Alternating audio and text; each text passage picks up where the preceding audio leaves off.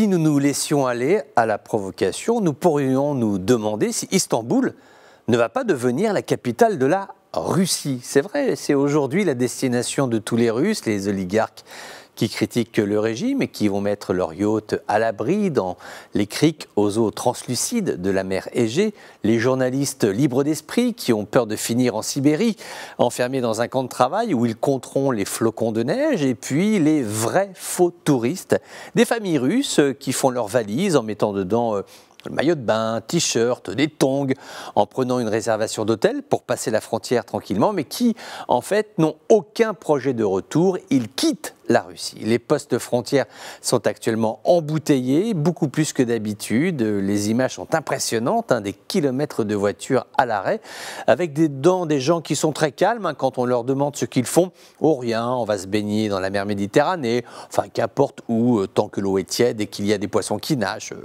Les Turcs, pour l'instant, laissent entrer. Combien de Russes ont déjà franchi leurs frontières? Plusieurs dizaines de milliers, c'est sûr.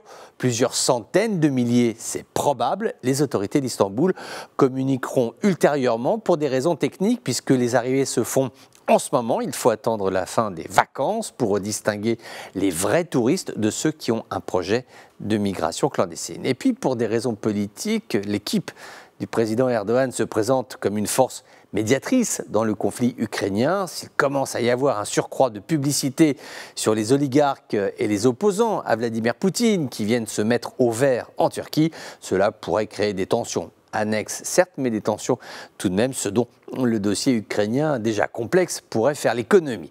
Enfin, reste ce point qui n'est pas des moindres, c'est l'exaspération de la population turque envers les réfugiés. Ils ont eu les Syriens, les Irakiens, les Afghans, maintenant les Russes. La charge est colossale pour l'État turc, même si l'Europe et l'ONU mettent un peu la main à la poche. Nous entrons dans une année électorale turque. Erdogan a annoncé qu'il va renvoyer 1 million de Syriens chez eux. Si au même moment des cohortes de Russes arrivent, il devra le gérer politiquement auprès de son électorat de l'AKP, dont tous les sondages disent qu'ils sont vent debout contre ces flux ininterrompus de réfugiés qui donnent l'impression à cette opinion publique qu'elle ne s'en sortira jamais.